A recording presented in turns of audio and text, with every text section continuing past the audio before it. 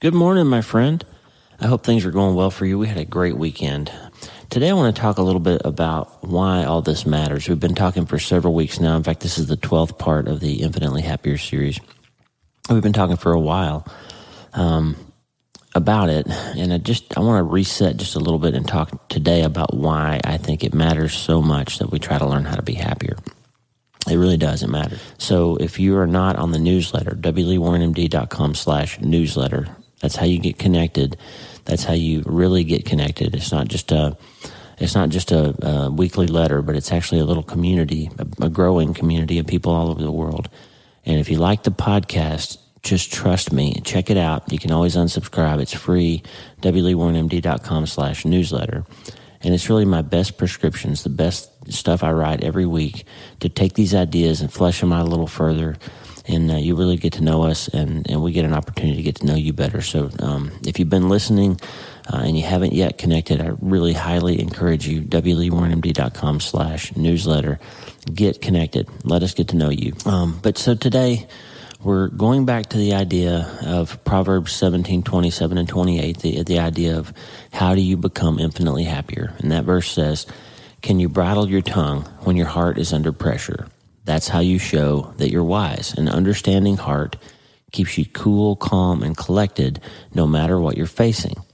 Now listen, friends, there's a lot of things in the world that are making us not cool, calm, and collected. You can turn on the news right now and you can see everybody's on fire, like all kinds of stuff going on. And it may seem like, things are really out of hand. But two things for perspective. One is the Bible says there's nothing new under the sun. There's been lots of times in history when there was a lot of unrest. So don't be overly anxious about this time. There's stuff going on. It's going to settle down. Things will get back to some kind of normal, and our society will be okay. We'll move forward. And all the things that are going on, there's a reason why they're happening. And there's a lot of things at play, but you just need to know that God is always in control. He is. He never stops being in control. He's not surprised by the things that are happening, and it's going to be okay. But on an individual basis, there's some things that we need to do to stay okay. And one of those things is to learn how to disconnect circumstance from our emotional state, to disconnect your mood and your affect, how you feel from what you're going through. Because the fact is, you're going to go through hard things.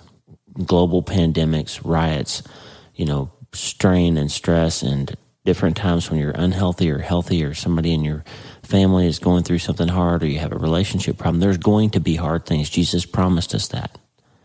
There, in this world you will have trouble, but take heart, he said, I have overcome the world. And that's what I want for you.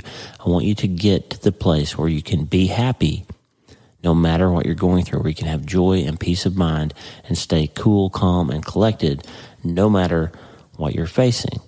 There's another verse in Proverbs 15:15, and that's what I want to talk about today in a little bit. "For the despondent, every day brings trouble. For the happy heart, life is a continual feast." I'll read that again. "For the despondent, every day brings trouble. For the happy heart, life is a continual feast." And here's the deal. You get to decide whether you're despondent, whether every day brings some sort of trouble, where you're always offended by something, you're always strained and stressed, or you can be happy. And this isn't a Pollyanna sort of just pretending like everything's okay. That's not what I'm getting at with this infinitely happier idea. That is not what I'm getting at. Jesus said, in this world you will have trouble. He also said in John 10, "The thief comes to steal and kill and destroy, but I have come that you might have life and have it abundantly." So the same Jesus that said you're going to have trouble in this world also said that you can have abundant life at the same time. You can be at peace and you can feel happy in your heart even when you're going through hard things. And that is a better life than what Proverbs 15:15 is talking about. "For the despondent, every day brings trouble." And so you get to choose, my friend. And that choosing is part of self-brain surgery. There's a line that I want you to remember. We're going to talk about it later today. But if you're focused on what's happening to you, you'll never see what God is trying to do through you. If you're focused on what's happening to you, you can't see what God is trying to do through you. This morning, we're going to talk about why it matters so much to me that you learn how to be happy. This morning, we're going to talk about why it matters so much to me that you learn to be happy. We're going to get real, we're going to go deep, and we're going to learn how to change our minds, and we're going to start today. Hey, I'm so glad to have you listening. I'm Dr. Lee Warren, and I live in Nebraska on the North Platte River, and it's amazing, with my incredible wife, Lisa Warren. I'm a neurosurgeon and an author, and I'm here to help you harness neuroscience, the power of your mind, faith, the power of your spirit, and good old common sense to help you lead a healthier, better, happier life. Listen, friend, you can't change your life until you change your mind. And we're here to help you learn the art of self-brain surgery. To get that done, you can get the show notes and more on my website at wleewarrenmd.com and add that /newsletter to get connected so you can find out about the Zoom meetings and all the other cool stuff that's going on. wleewarrenmd.com/newsletter. And if you like the show, please subscribe so you never miss an episode. And if you would do me the favor, if you think it's valuable, share it with your friends so we can keep growing. We're in 75 countries around the world twice a week now, and I want you to share it with your friends if you think it's worth sharing. Hey, this is Dr. Lee Warren, and my podcast is all about changing our minds so we can change our lives. Today we're going to talk about why it matters so much that you learn to be infinitely happier. So let's get after it. Okay, I'm going to tell you a story. I actually told this story in my newsletter yesterday. So it's a story that I shared with my newsletter subscribers. I'm going to share it with you. And the idea to go back in time and remember some stuff. That I had an interesting experience on Friday of this past week. And I just want to share it with you. I decided to go for a run. We've been in the move, and so our treadmill's packed up. We still don't have it put back together. We've been living in, before we moved into the house a week ago Saturday, we lived in hotels for about 3 weeks while we were on the road. And because of COVID, all the hotel gyms are closed. And so I've been out of my normal routine. Haven't worked out, haven't run, haven't done anything, active in about 4 weeks. And I was really starting to feel, my friend Daniel Amen calls it the COVID-15. He was saying people are, during the COVID pandemic, people are out of their routines and they weren't working out and they were eating more and they were home more. So they were ordering, DoorDash and all that sort of thing. So people were gaining weight and getting out of shape. And even though they had more time on their hands, they weren't using it to stay active. And we were in this weird little time where we were on the road and the gyms weren't open and we got out of routine. So Friday I was like, I'm going to go for a run. It was a beautiful day. Haven't run here before and here in Nebraska. And so I put my running shoes on and stepped out and just took off up the dirt road.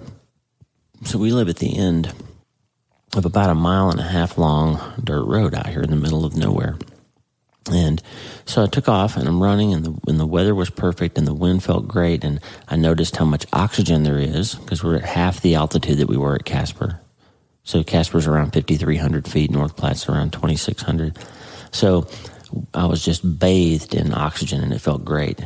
And I got up to the paved part of the road, which is a little over 1 mile away, like I said. And I kind of stopped to catch my breath and just kind of reset, figure out which direction I was going to go because I'm not familiar with the area very well yet. And the wind brought this whole bunch of sensations to me. The sun and the grass and the wind brought this sort of smell and sound. And I looked over and I was standing next to a field that has a beautiful herd of Hereford cattle. If you've never seen a Hereford, they're just gorgeous. They're red, white faces. They're really pretty. And it took me back to my childhood. I just sort of all of a sudden became a little boy. And I remembered lots of times that I spent with my grandfather on my dad's side, who was a cattle rancher. We called him Daddy Pa. Daddy Pa, his name was Robert Emmett Warren, and he was a cattle rancher and a storekeeper and all kinds of different things that he did in his life. But he had a bull breeding operation, and he had Herefords and Angus and Santa Gertrudis and Limousines and all kinds of different bulls that he raised. But when I was a kid, I would go out there with him, and he'd hold my hand, and we'd walk through the field and look around, and he'd say, look at that calf over there, look at that heifer over there, and he would show me things. And the smell of freshly cut alfalfa kind of mixed with that smell that you smell when you're around cattle is a whole bunch of different sounds and smells and just sort of got in my brain and took me back. I remember when he would cut the twine. He would let me cut the twine off a bale of hay, and we'd drop it out of the truck as we drove across the pasture to get the cattle to follow him up to the barn when he needed to do something with them. And I remembered his sister, my great Aunt Hallie, who was almost 6 feet tall and rail thin, just a beautiful, strong country woman, and she would come to visit. I think she lived in Washington State, now that I think of it, but she would come to visit once or twice a year, and I'd go over there, and then my parents would take me over there, and Aunt Hallie always wore floor-length dresses, and she was pretty eccentric, but also a really hard worker, and you'd drive over there, and she'd be up on the roof fixing shingles or doing some kind of work in the yard. And Aunt Hallie taught me how to fish. She taught me how to dig nightcrawler worms out from under the magnolia trees in my daddy pa's yard, and she taught me how to use a cane pole and put a worm on a hook, and we'd go out to the little pond that my grandfather had and catch perch, and she'd toss them. She thought it was hilarious to toss a few perch in the trough where the cattle drank, and we'd put a few in there and watch them swim around, and then the cows would come up and drink, and they would just slurp those fish down, and they'd all be gone. And Hallie thought that was hilarious. So I'm standing there in 2020 in Nebraska, and I realized something, that when I drove up the dirt road that my parents lived on, where I grew up, in 1987, when I graduated high school, I drove off that property. I drove all the way to Oklahoma City in my blue Thunderbird. That when I hit that pavement and kept going all the way to college in Oklahoma City, I never went back. And until 2 weeks ago, I've never lived on a dirt road again since 1987. I went off to the city, and I kept getting farther from home, and God blessed me with amazing opportunities to go and get good education at Oklahoma Christian University and the University of Oklahoma Medical School. And then I went off to Pittsburgh, and I got just incredibly blessed to get one of just a very few spots every year to train in neurological surgery. And I got to train with some of the most world-famous brain surgeons and spinal microsurgeons, pioneers and founders of really important breakthroughs in medicine, Takanori Fukushima and Peter Janetta, and my personal mentor, Joe Maroon, and lots of others. I learned from the best. This kid from Broken Bow, Oklahoma, got to go off and train with these world-class surgeons, and it was amazing. I'm so blessed and so grateful for that. They taught me step by step how to save lives and make people better when they were hurting, just like Aunt Hallie showed me how to bait a hook and catch a fish. And then in 2001, I was on active duty at Wilford Hall Air Force Medical Center in San Antonio when the Twin Towers fell. And all of a sudden, I went from a kid who got a scholarship from the Air Force in peacetime to go to medical school, to being on active duty in a military installation during a time of war. And 3 years later, I got on a C-130 and went off to Iraq. And I used all those things that they taught me, all those lessons that I learned from those guys about how to take care of people, and all those lessons about hard work from my daddy pa, who was a cattle rancher, and my other granddad, we called him Granddad Eli Voiles, my mom's dad, who was a pipeliner. And my mother and my father, and the faith and the hope that they instilled in me. And all of that helped me survive the mortars and the bloodshed, and we made it through. And in the 33 years since I drove off my parents' driveway and away from small-town Oklahoma life, I've been all over the world. Neurosurgery has been very good to me. I've been through a lot of hard things, though, and you have too. But I've survived because of faith, because of Lisa's love, our family's love and support. And I learned how to write about what I'm feeling, and that's helped me survive too. And that's why I'm talking to you right now. And in all that time while I was practicing big city medicine, God kept moving us to smaller and smaller places. I didn't see it for a while. We spent 11 years in Auburn, Alabama, and then almost 5 years in Casper, Wyoming, and then down to North Platte, Nebraska. But it wasn't until Friday that I realized something really important, which is what we were going to talk about today. God used all that time to prepare me and Lisa for coming here to this place, North Platte, Nebraska, to serve a people very much like the ones I grew up around the people I'm very comfortable around, farmers and ranchers and hunters and people who work the earth.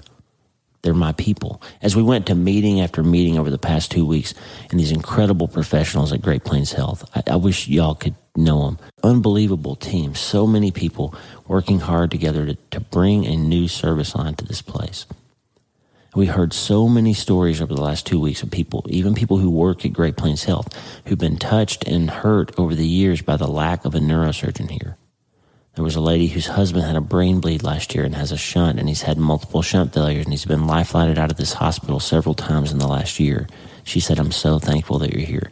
Another nurse who has a kid who's got a brain tumor. He's been flown out of here when his shunt failed a couple of times. She said, I'm so grateful. We've been praying that we would get a neurosurgeon someday. A man who lost his wife to brain cancer just last year.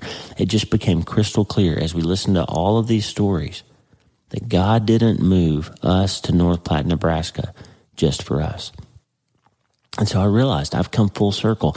I was raised on my dad's side, by my grandfather on my dad's side, who was a rancher, who loved his land and loved his people. And he raised his sons to be businessmen and leaders.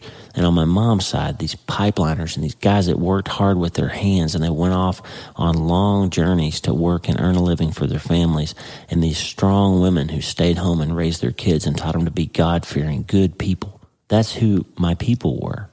And now I'm back in the land of ranchers and farmers and people who made the land their own, but they use it to serve others, to put food on all of our tables. These are my people, and they needed us here, and it dawned on me that this move wasn't just about me. Every once in a while, if you're paying attention, friend, you will recognize that the thing that's going around you, the thing that's happening around you, isn't just about you. I recently read a remarkable book. I've talked about it before. Christine Caine wrote a wonderful book called Unexpected, and in it she had this line that really has stuck with me. Just because it happens to you doesn't mean it's about you. Just because it happens to you does not mean that it's about you.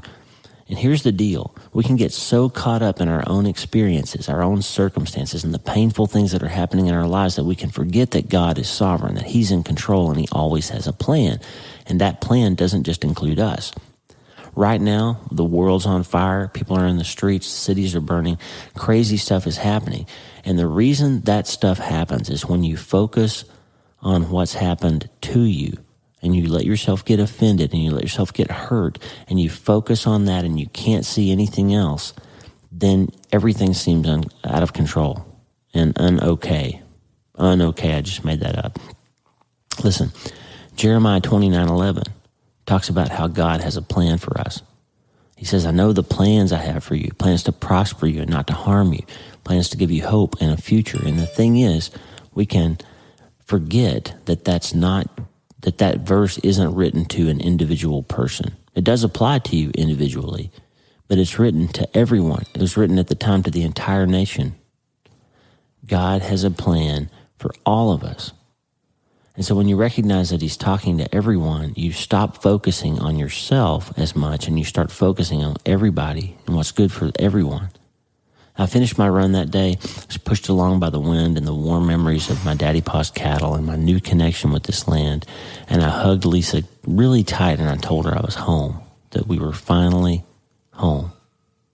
So God has carefully, over the years, prepared us to live here in this great place. He strengthened us through war and divorce and post-traumatic stress and the loss of a child and the loss of Lisa's mom, through all the painful things that happened that made us realize we had to leave Casper, where we thought we'd be forever. We built a home there.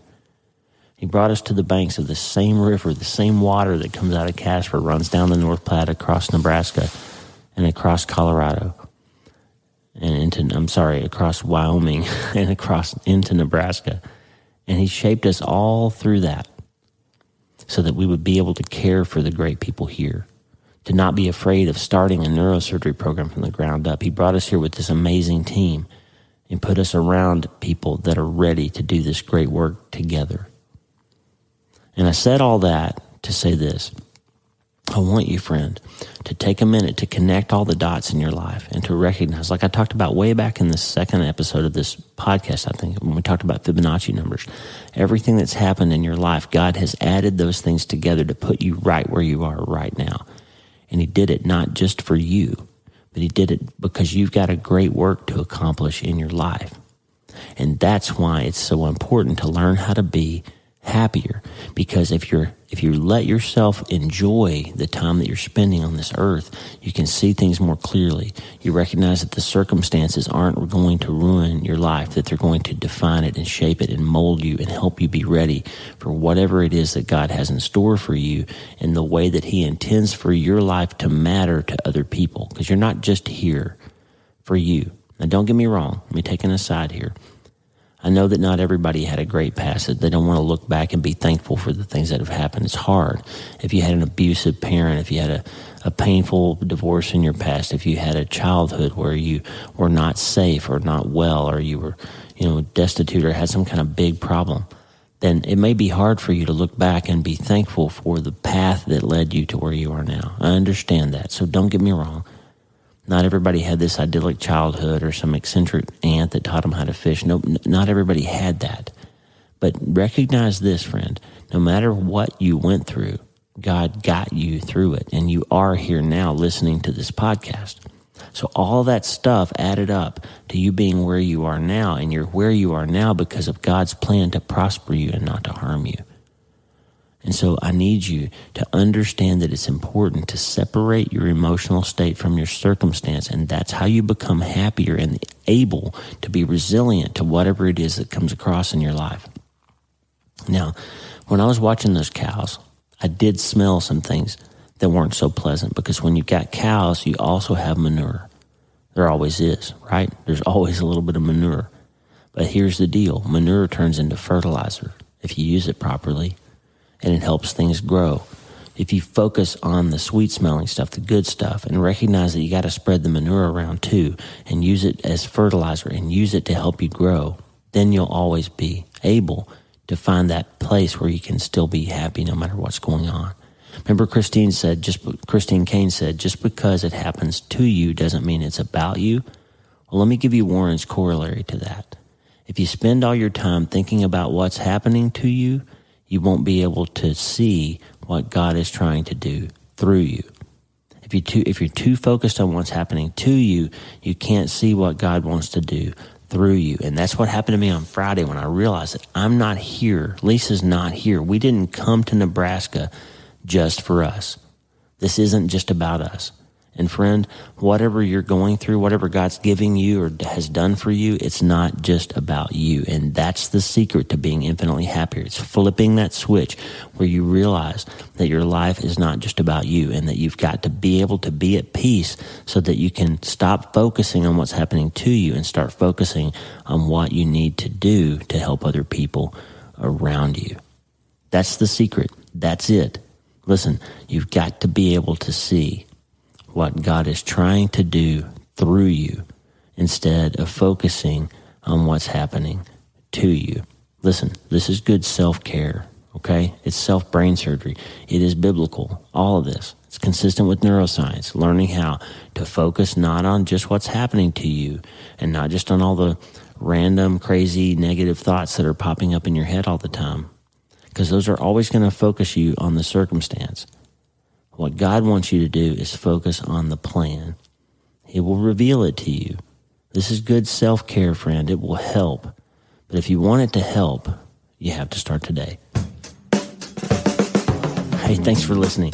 The Dr. Lee Warren podcast is brought to you by I've Seen the End of You, a neurosurgeon's look at faith, doubt, and the things we think we know, available from Waterbrook, Penguin Random House, everywhere books are sold. And don't forget to support your local booksellers. You can subscribe to the show so you automatically get every episode. And let's connect on social media. I'm at Dr. Lee Warren on Instagram and Twitter, and Lisa is at Lisa D. Warren on Instagram and Twitter. We'd love to hear from you.